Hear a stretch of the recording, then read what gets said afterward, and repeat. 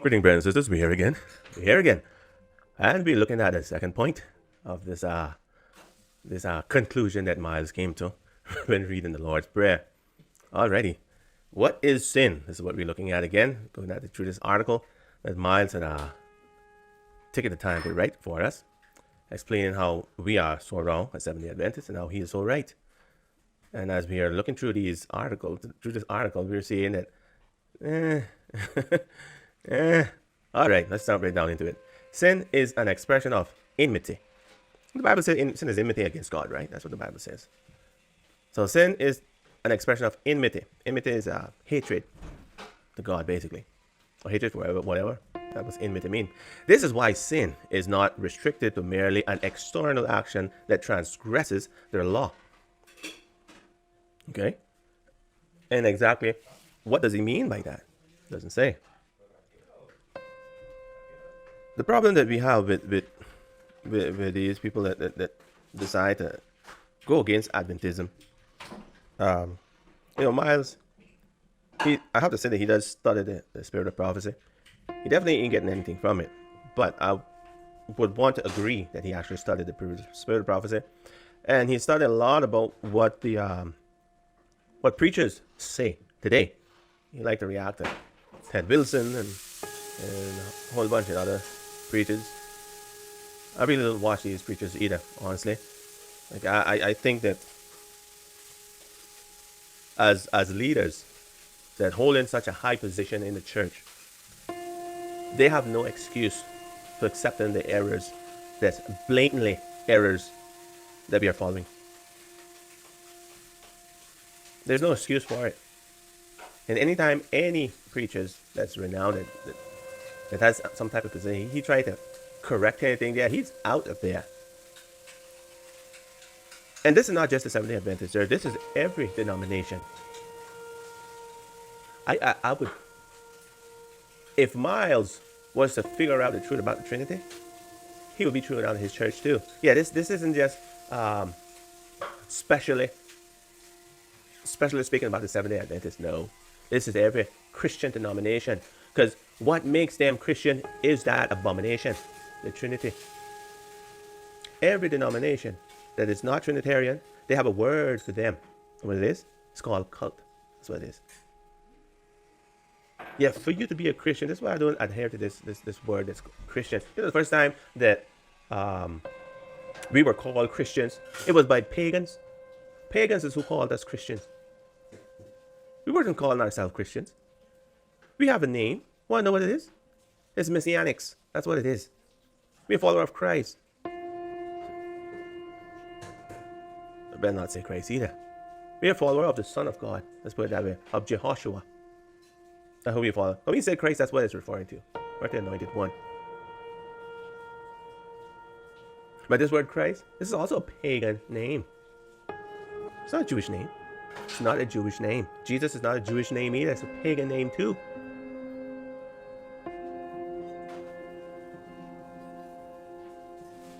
We understand who we're referring to, but it doesn't change the fact. So to be a Christian today, you have to be a Trinitarian. It's what makes you a Christian. No, because we wasn't Trinitarian. We wasn't Christian. Yeah, they had a name for us. We were cult. That's what they used to call us. Cult. But you see, the leaders in the church didn't like this name. Oh, you calling me names. Who cares what they call us? It's about what God calls you. But no. But you see, they calling me this, they calling me that, they calling me that. And we don't like this name. And they say, you don't like that name? No. But then you change your belief. How about that? Well, change our belief? No, we don't want to change our belief. Well, you better get used to that name. Oh, we have to change that then. And in the 1850s, that's when it all happened. 1950s, sorry. Yep. That's when it happened. That's when it took place. We decided that we were going to be like Miles and like all of the other denominations out there. We're going to be Trinitarian. When we became Trinitarian, you look that up. Take my word for it. I think Miles talks about this too. Because Miles still doesn't see us as Christians. That's right. Because we aren't Christians. We're Messianics. That's what we are. Miles is a Christian. Oh, yeah, if you want that name, you can keep it. Miles is a Christian. Because to be a Christian, you have to be a Trinitarian. And it wasn't until we became Trinitarian is when they started to call us Christians. Oh yeah, now you're Christian. Why? Because you believe what we believe. That's why you're Christian. You believe what we believe. We decide who is Christian and who's not. So we wanted them to call us by their name. So they are calling us by their name. Simple as that. All right, let's jump right down into it, man, since we have enough blabbing. This is why sin is not restricted to merely external action that transgress the law. Rather, it represents an internal motive that is driven by an inherent hostility toward God. Now you ask me, what is this inherent hostility? What is this inherent hostility? Well, we'll find that inherent hostility in Romans 7. For some reason he didn't. Well, we get to that. Actually, let's get to it right now. Check this out. For some reason he didn't say his text, man. Let's read Romans 7. This is speaking about that inherent hostility. Right? Excellent. Know ye not, brethren, for I speak then to them that know the law.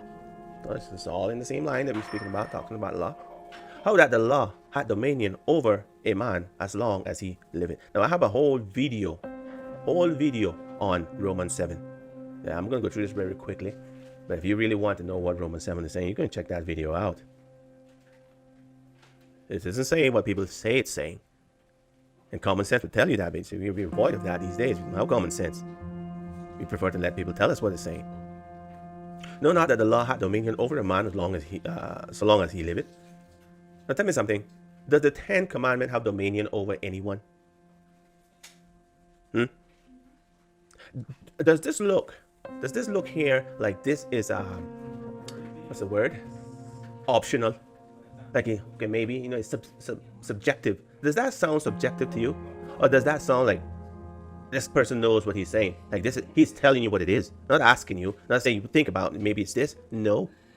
Know ye not. So don't you know this, brethren? For I speak to them that know the law. And he's telling you who he's talking to. People that know the law. Now, which law? See if you can figure that out. How that the law had dominion over a man as long as he liveth. Does the 10th commandment have dominion over anyone as long as...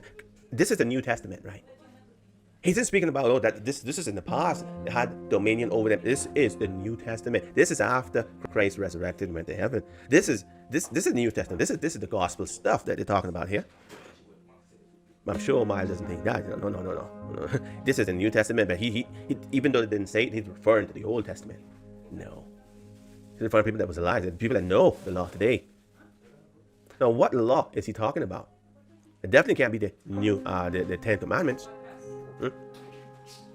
Definitely not the 10 Commandments. But that doesn't have dominion over anybody. Especially that doesn't have dominion over Miles and them, because they do not have any of those things. Let's continue, see if we figure it out. For the woman which had an husband is bound by the law to her husband, so long as he liveth. But if the husband be dead, she is loose from the law of her husband.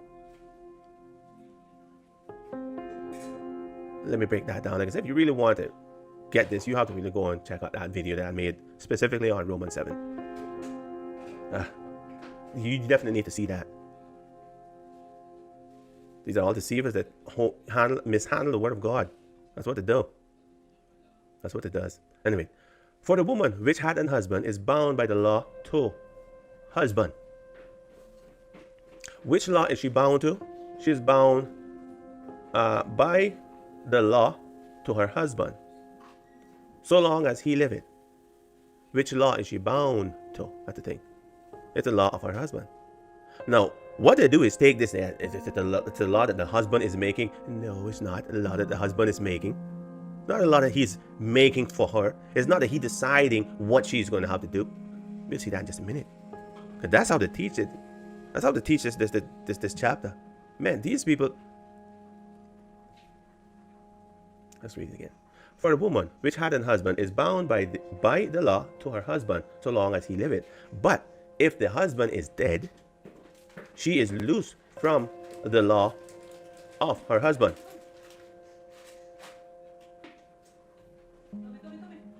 There is a law for the husband.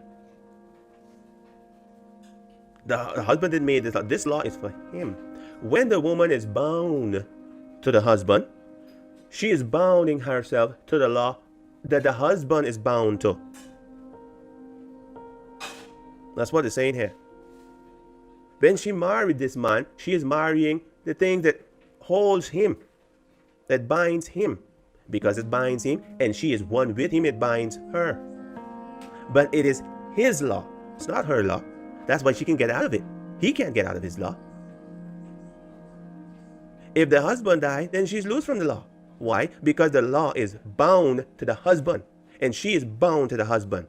So which means she gets the law that the husband is bound to. That's what it's saying. Continue. We'll see this in just a minute. It gets a lot clearer, I promise you. So then, if while her husband liveth, she is married to another man, she shall be called an adulteress. Why? Because she is bound to the thing that binds him. She can't get out of it because he can't get out of it. The only way that she can get out of it is if he dies. When he dies, it dies with him. And she is free. But if her husband be dead, she is free from that law. Which law? The law that binds the husband. See, it's not the 10 Commandments it's talking about here. It's not the 10 Commandments. But they would swear it's speaking about the 10 Commandments. Makes no sense for this to be the 10 Commandments. Because just with this part here alone, how that the law had dominion over a man as long as he is alive.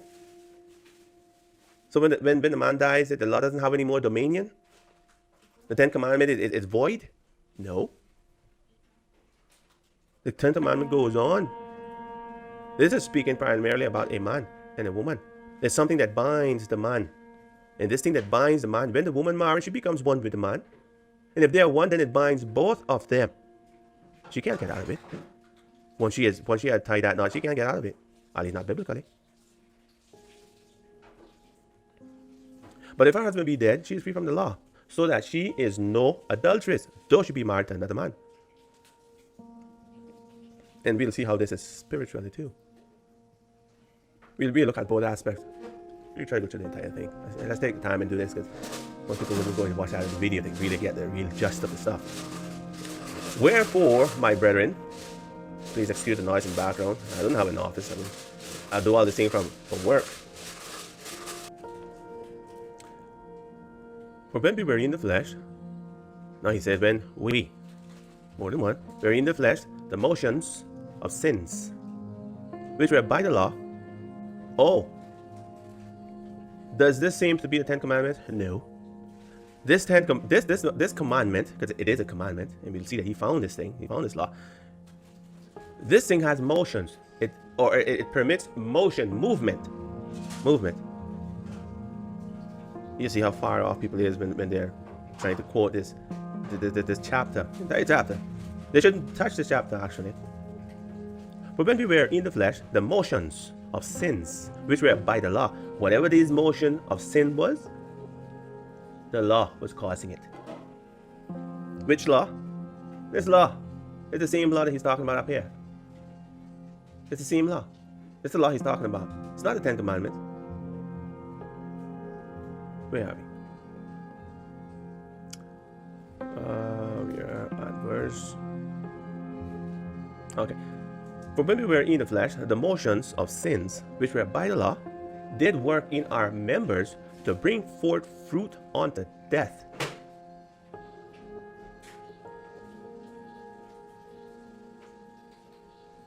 This law, and we'll see that he found this law. It's not the law that he was taught. He found this law, and he'll tell you where it was found too.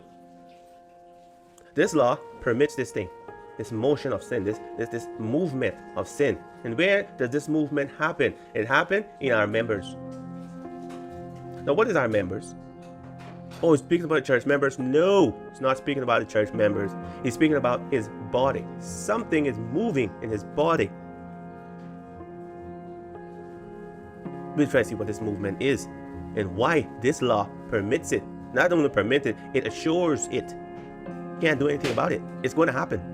It's a law. That's why law is made. Law is made to be followed. It's a law that is in his members, in his body. And this law brings forth fruit unto death. Now, which part of your body brings forth fruit? It's only one part that does that, right? Oh, but that's still vague. He can't be talking about that. Let's see if he's talking about that.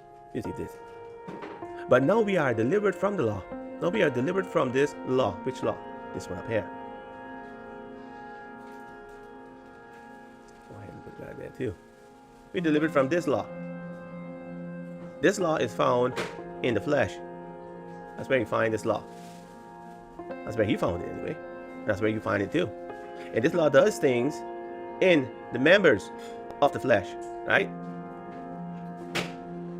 In the members, that's where it happens. It's happening in your body, not spiritually. It's not in your mind. It's physically your body. Something on your body moves. And this thing that moves brings forth fruit. Fruit is children. All right?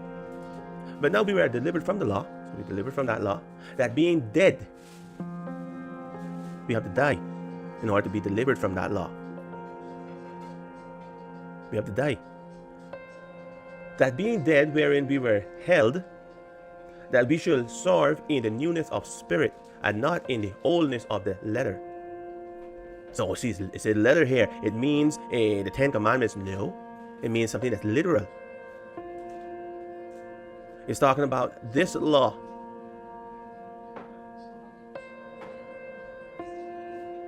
This is the law that he's talking about. Not talking about 10 Commandments or the laws of the Bible. He's talking about a specific law that's nowhere mentioned because he found it. And you see that he find that there in a second. What shall we say then? Is the law sin? I don't believe that 10 Commandments is sin. Or at least one of those commandments is sin. They like to say the 10, but they only refer to one. They wouldn't say one because it wouldn't sound right. They like to say 10 commandments, all of them. Which one are the 10? All of a sudden, the helicopter arrived, the race car, whoop, whoop, whoop, whoop, wow, gone. Anyways, we shall say then, what shall we say then? Is the law sin? God forbid. Say, is this thing sin? Because this thing bring forth fruit to death. Unto death. Does that sound like that's something good? Does this sound like this something good? Bring forth to die.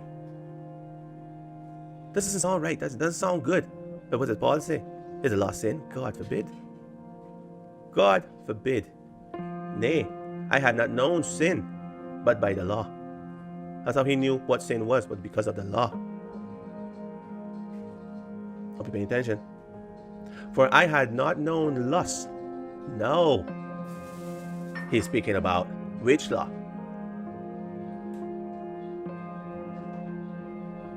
Which law is he talking about? Talking about the 10 Commandments, isn't he? Now he's referring this law that's up here. And this law that's down here. They're two separate laws. It's two separate laws. You see, this law that's up here, this applies to everybody. No one is exempted. Everyone falls under that law. No exception. And everyone follows that law. No exceptions. The infidel, they follow that law. The saints, they follow that law. Paul followed that law. He had a problem with that law. Now we're going to see what law he has a problem with. Paul isn't all over the fence here. He's speaking about one of the 10 Commandments. One. Which one is it? I had not known sin, but by the law. For I had not known lust. There you go. There it is. Let's put that there in red. So we see it clearly. I had not known lust, except the law said, thou shalt not covet. What does this have to do with this law? This law here that brings forth fruit to death, that happened in its members. This motion that brings forth fruit. You start to see how it's coherent. Which commandment? Thou shalt not covet. This commandment, which member of the body does this have to do with? Oh. See, the Bible is correct. The problem that they have is they have to use the Bible. that's the problem. And once you give a text, it's out there. Everybody can go and look at it and see what it says for themselves. The problem is they don't see what it says for themselves. They want to get someone else to tell us what it says. They don't read the Bible for themselves. The Trinitarians can't expect no more. That's like part of their philosophy is to not read the Bible as it reads. They have to believe the Trinity, and that's not in the Bible.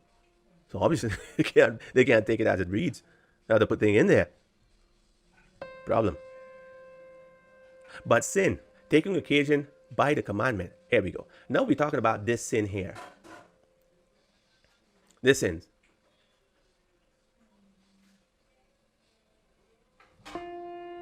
This sin, but sin, taken occasion by the commandment. Sin is using the commandment. Which commandment?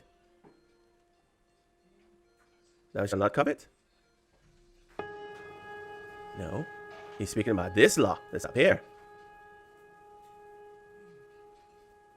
This is the law that he's talking about. He's not speaking about this, the 10 Commandments. He's speaking about this commandment. This law. It has to do with the motion in the members and bring forth fruit. But sin, taking occasion by the commandment, wrought in me all manner of concupiscence. It's this word concupiscence, you have to really look that up. Now that's some serious stuff there. About concupiscence. You know what that means? That means unholy desire. Sexually, unholy sexually desires. That's what that concupiscence means. This is Paul speaking. Paul said he had this problem. Now, we all know that Paul was a virgin until he died. But he's saying he has this problem. He said it wrought in him all manner of concupiscence. All manner of all kind of thing was passing through his mind. That doesn't mean he had to do it. Doesn't mean he had to do it. But it didn't mean it wasn't happening.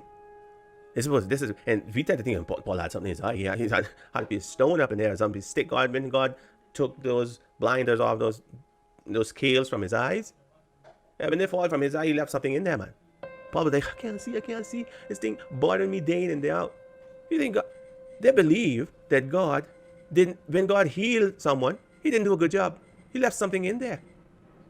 What kind of nonsense is this? I mean, Trinitarian, that's not far off at all. Believe in the Trinity. This is child's play, believe something like that. They believe that God is that. I mean, man, they wouldn't even bat an eye at this. Well, that makes perfect sense. Perfect sense. For without the law, sin was dead. Without the law, sin was dead. Which law he's talking about now? Talking about the 10 Commandments. Thou shalt not covet. Without the law, there was no sin. If God didn't say you should not covet, say, well, God didn't say we shouldn't covet. See, because God said it, now there's a problem. And people tend to think that okay, the 10 Commandment was given back in Moses' time. Didn't exist before Moses' time, no, because he had 2 commandments: love God supremely and love your fellow man as yourself. But we couldn't understand it, so he gave us 10. And then we couldn't understand it, then Christ came and gave us more. Some have to think that if when Jesus came, he said that if you think about lusting, you are committed adultery with her in your heart. And say, see, he gave us a new law, so we don't have to worry about the 10 Commandments. We worry about the commandment that Christ gave. Huh? How does that make sense? Christ just made it worse for you. Because at least with the 10 Commandments, you had some kind of excuse, as you put it, that you could lust after a woman, but you just couldn't go and do the act. It was perfectly fine. Christ said, no, you can't even think about it. Oh, I can't think about it, but I can go and do it now. That's a disconnect that they have. Tomorrow thing that it's different. We follow the commandment that Christ gave us. Like the commandment that Christ gave us is less severe than the one that Moses gave us. Yeah, it's better. But that's the disconnect that they have. They have no sense, man. For where the law sin was dead. For I was alive without the law once. He said he was alive without the law. Which law? Was it the 10 Commandments? He knew those 10 Commandments from the time he was a child. He was brought up quoting the 10 Commandments, quoting the law. This is Paul he's speaking about. Obviously, he ain't talking about that. He said, for I was alive once. For I was alive without the law once. But there was a time that he didn't have this law. Well, he thought he didn't have it. He didn't see any problem with it. But when the commandment came, and we'll see when it came too, when he found it, sin revived and I died. So the commandment came, sin revived. Revive means come alive again. Right? That's what revive means. Something that was there came alive again. Sin revived. And I died. Now, how would sin, you would think that sin would have died, not revived. Right? Think about it. So now that he knows the law, you would think that now sin has died. No, now I know better. I ain't gonna do that no more. No, but now that he knows the law, sin came alive. That's what he says there. Again. Not just came alive, but it came alive again. Sin revived and I died. When did he die? When the commandment came. When did he come alive? When the commandment came. Now, when sin came alive? When the commandment came. When did he die? When the commandment came. Two things happened at the same time. Is that right? Two things happened at the same time. Continuing. It makes sense. When we get down to the bottom, you see that it makes perfect sense. Everything that he's saying, he's speaking about one particular thing.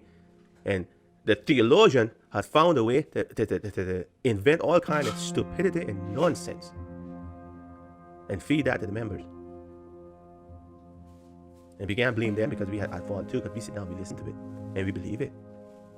We don't bat an eye when people tell us all kinds of nonsense and foolishness and blatant errors.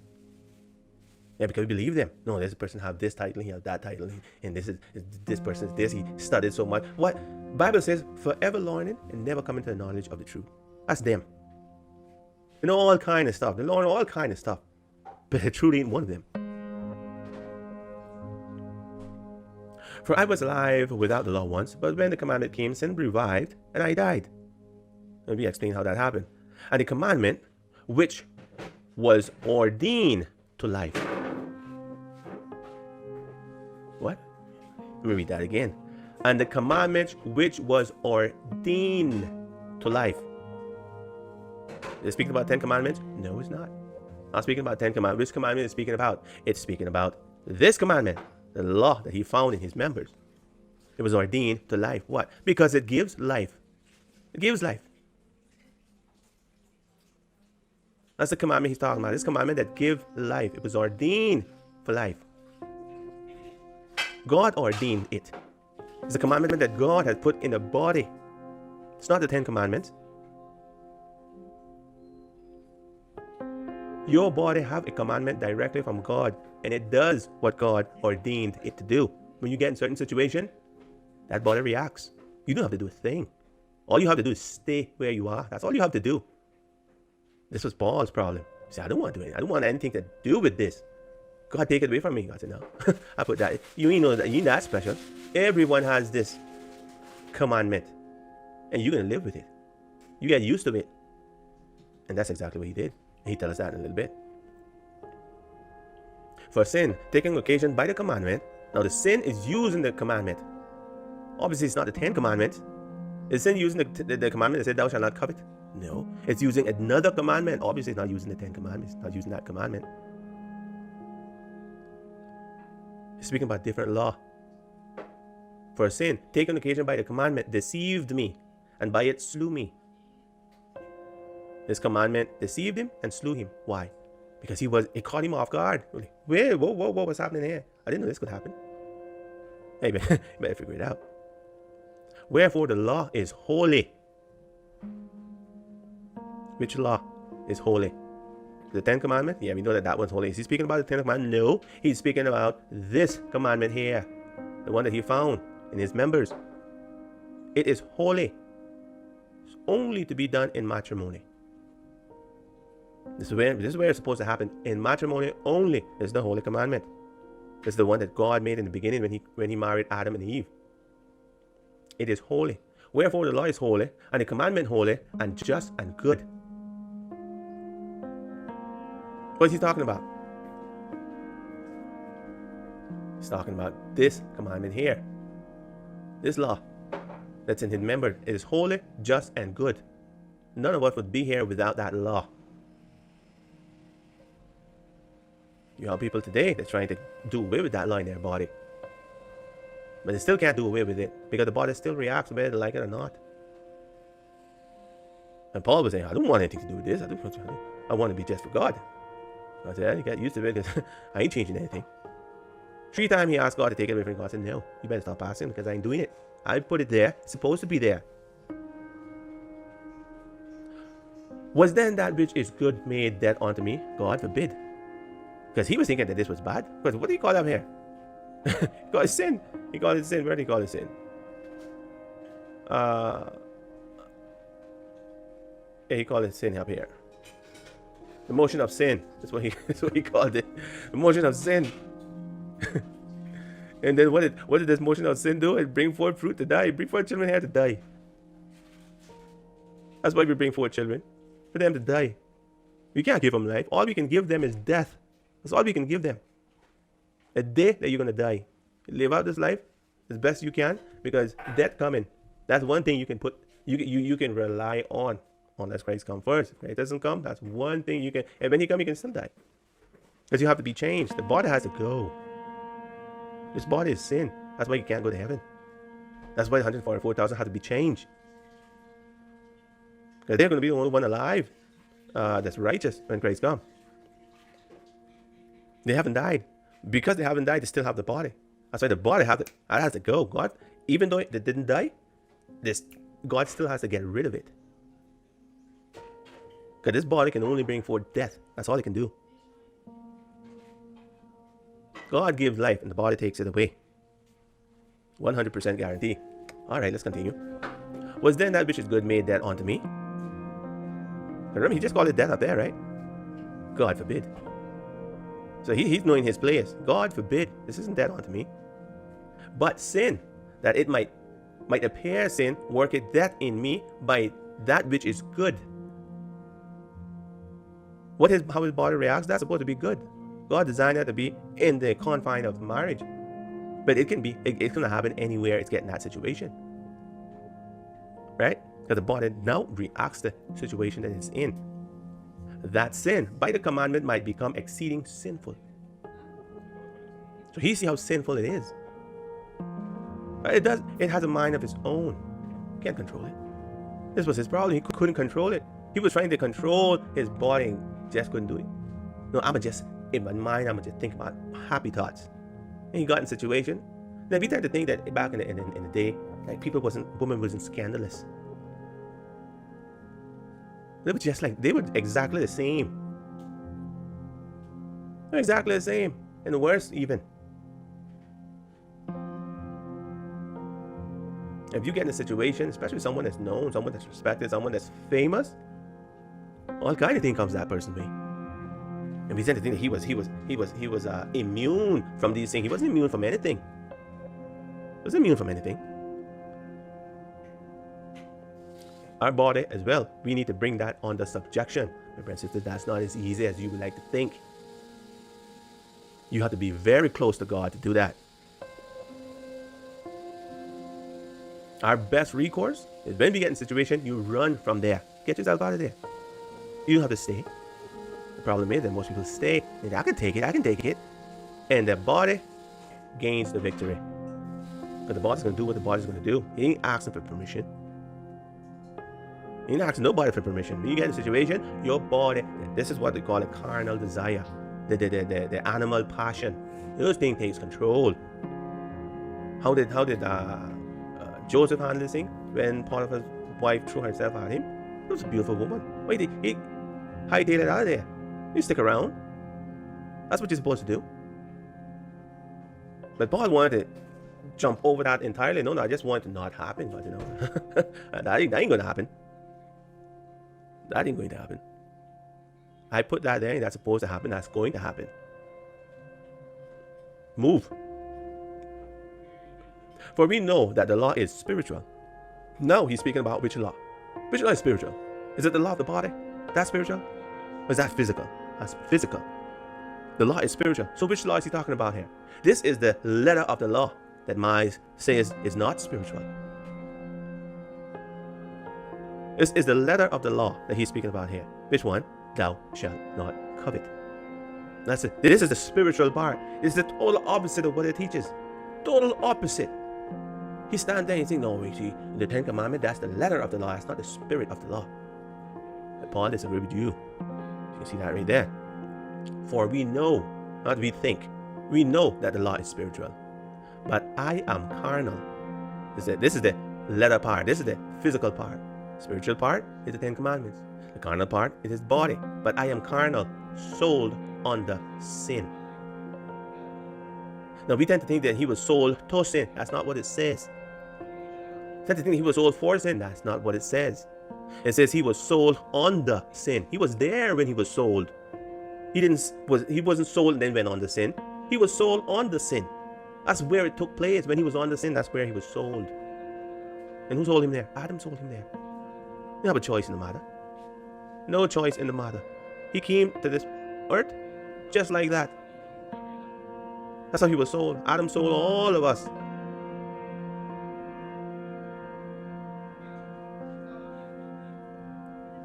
For that which I do, I allow not. Now he come and tell you. The thing that he do, that's not what he wanted to do. What was the thing that he was doing? Concupiscence. Evil desire, evil thoughts. Thing that he didn't want to do, that's the thing that he was doing. For that which for that which I do, I allow not. It's not what he want to do. He wasn't allowing this thing.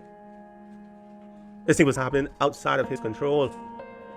He wasn't allowing it. No, but allow me when something is happening and you permit it to happen. He said he wasn't permitting this thing to happen. But it was happening. And where it was happening in his body. He wasn't permitting it. He wasn't allowing it. For that I will, the thing that he would want to do, that do I not. But what I hate, that I do. This is something that he hated. He hated that his body was reacting in this way to this situation. He hated it. And that's what he was doing. That's what he was doing. Without his consent. Continue. If then I do that which I will not, because he is doing this thing that he will not, he doesn't allow, I consent, because remember, he doesn't allow this thing. He's not allowing it. I consent unto the law that it is good. Why? Because it is outside his control. And it is happening in his body, outside. So, because it is happening in his body and he can't stop it, that in itself shows that it is good. Why does it show that? Because that in itself shows that God put it there. And God isn't going to put anything there that's not good, would he? That in itself consent of the fact that the law is good. Now then, it is no more I that do it. It's not no more I, because the I is the spiritual person. The I is a person that takes decision and is able to do and not do. It's not the spirit that he's talking about. That's doing things that outside his control. This thing that's doing things outside of his control, he called it sin. And what is this thing that's called sin? It's his body. That's what he's calling sin. His body he's calling sin. Now then, it is no more I that doeth it, but sin is the body that dwelleth in me. It's the body that's doing this thing. It's not him, because he is the one that makes decision. He is a spiritual person. It's the mind. That's the spiritual part. The mind is the spiritual part. The mind is the part that takes decision and execute decision and not execute decision. What it wants to do, it do. And what it does not want to do, it does not do. It's the decision part, brothers and sisters. When you decide to do something, there's nothing in the world that can make you do that. Even if the thing happened, you are not doing it. If someone tells you, hey, come here, you said no. If someone pulls you there, but you in the spot where they told you to come, right? Did you come? The answer is no. See, no one can make you do this or that, or stop you from doing this or that. But the body, you see, the body is something that you walk around with. This body, this human flesh, this thing that's carnal. So we tend to think when the Bible speaks about carnal, it's speaking about something spiritual. No, it's speaking about something carnal, literally carnal. Oh, he's so carnal in his desires and stuff, and we tend to think, no, his mind, and no, it's not. It's his body that's carnal. We mystify and spiritualize everything that's not mystified or spiritualized. Bible says the flesh. We say, oh, it's a spirit. No, it's a carnal. Oh, it's mental. It means exactly what it says. That's why the Bible is clear, brothers and sisters. It's clear. It means exactly what it says, and it says exactly what it means. We are the one that trying to cut corners. And, if you look at it in this angle, then it could mean something else. It's not what it's... Anyways, let's try to see if we can get finish up with this. We still got some good part to get done. For now now then, it is no more I that do it, but sin that dwelleth in me. It's the body that's doing these things, not him. For I know that in me, that is in my flesh. So any clearer than that it can be? That is in me, that is in my flesh, dwelleth no good thing. For the will is present with me. Now this is the spiritual part. Will, that's when you're making decision. He made all kind of, I want to stop doing this. He had all kind of will to stop doing this. But the body is immune from your will. And the body starts to react. You better, your next recourse is to get up and move. That's what you're supposed to do. Because if you stay there, then the body, well, he's fine with it. But the body ain't asking your permission. But believe that the body is not asking your permission. You want to just do this example. Let's say someone, you get a friend, you're a male and you get a woman friend. You go, hey, how you doing? Put your hand on your shoulder. How you doing? And you remove it. Everything fine. How about you say, hey, how you doing? You put your hand, you leave it there. You ain't doing that. You ain't choking, you ain't hurting, you ain't hitting. Just leave your hand right there. Just contact. All of a sudden, that person move away. Why would that person move? You ain't doing anything. No. Because in fact, it's fine for you to just do a little tap and hey, everything's fine. The moment you keep that there, the body starts to react. It isn't asking for your permission or her permission or anyone's permission. Boy, this is the mood now. Let's do what we're supposed to do. His body wasn't, he couldn't control his body. That was his problem. And neither can you.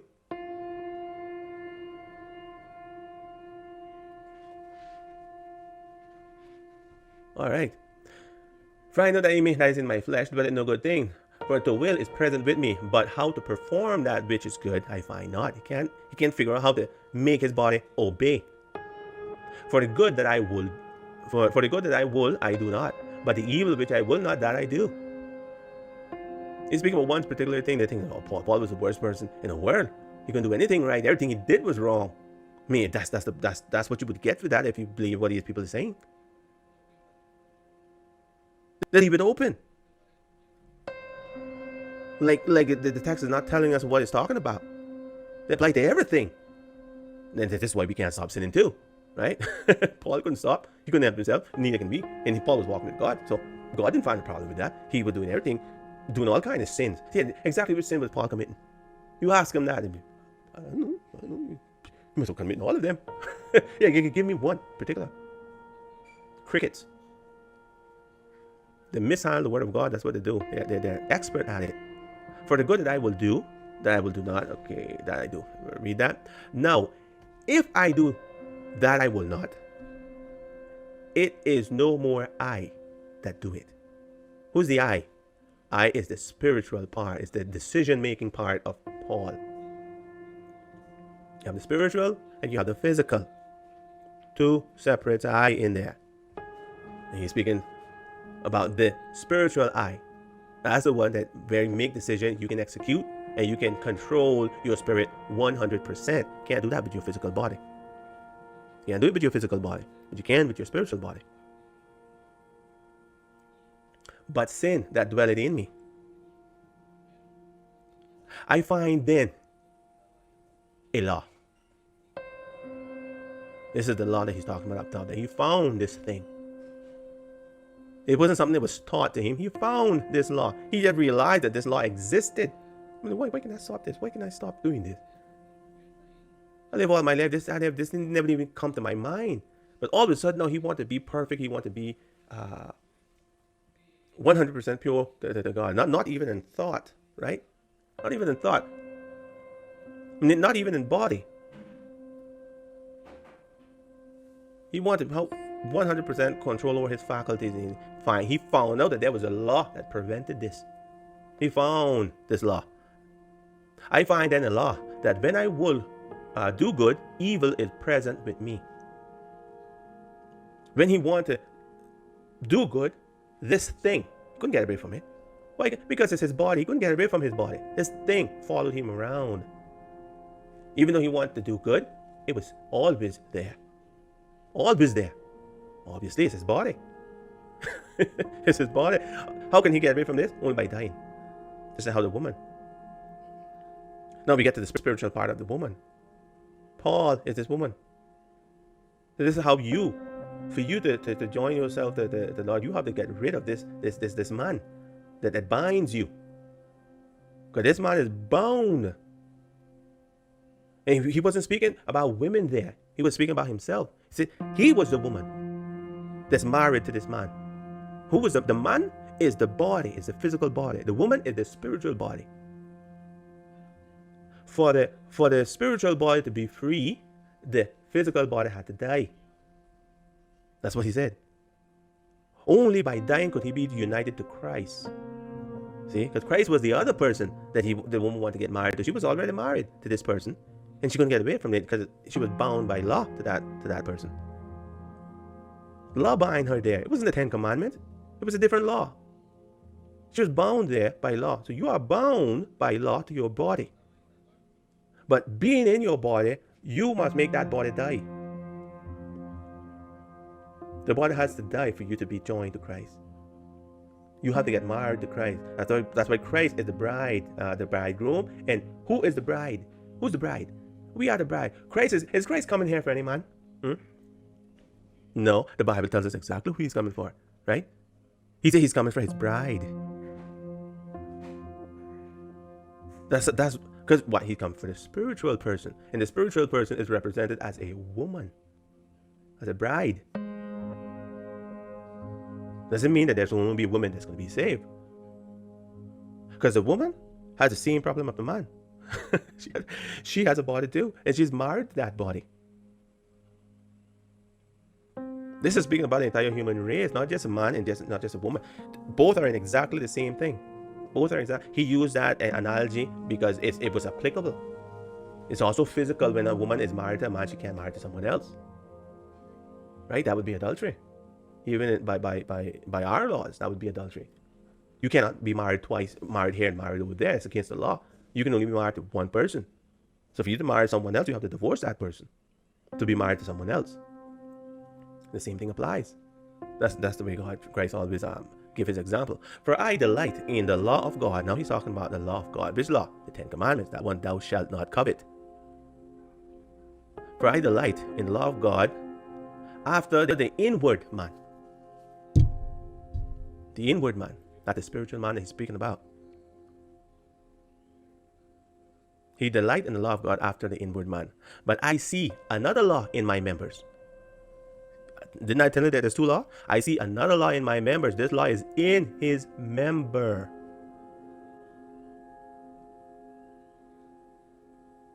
I see another law in my member, warring against the law of my mind. There's another law. Like I said, how could any theologian, I'm not a theologian, I was able to get that. How can they miss this?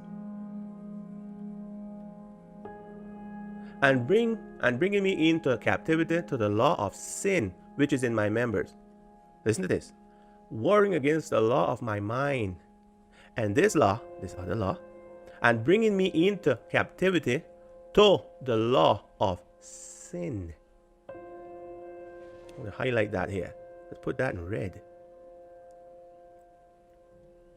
This law that's in his members war against the law of his mind. This is where you make decisions. This is where you follow the 10 commandments. This is where you follow the commandments of God that's written down, that shows you the way to live. This is where you make decisions. This law, this carnal law, wars against the spiritual law. Remember, that's what Paul called that law there. He called it spiritual law. The 10 commandments, he called it spiritual. Not physical, not the letter, spiritual. Warring against the law of my mind and bringing me into captivity. This law brought him, wouldn't say he didn't have a choice in the matter, brought him into captivity to the law of sin which is in my members. Had no choice in the matter. And this is not if you like it. This law brought him into captivity. It was a law that did it. And God made that law. Brought him into captivity, the law of sin. This is what he called this law up here, to bring forth fruit unto death. Law of sin.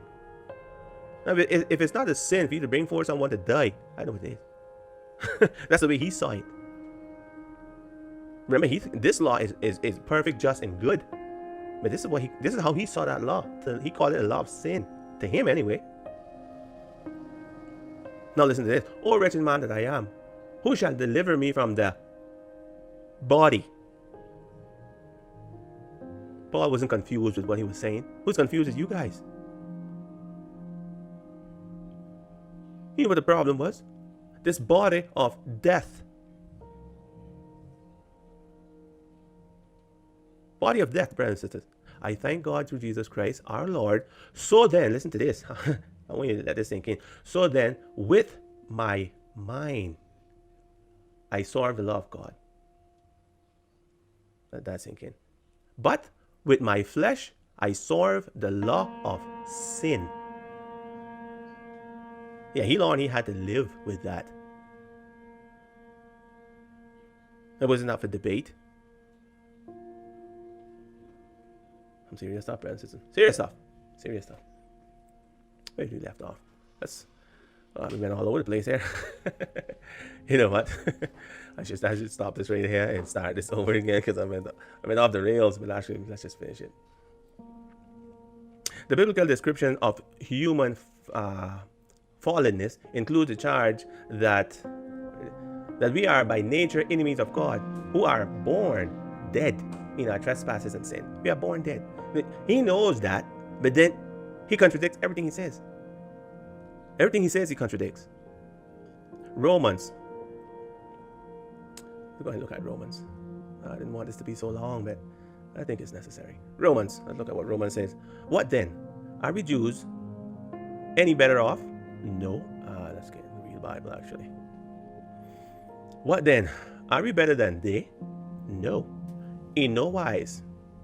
For we have before proved, both Jews and Gentiles, that they are all under sin. As is written, there is none righteous, no, not one. There is none that understandeth, there is none that seeketh after God.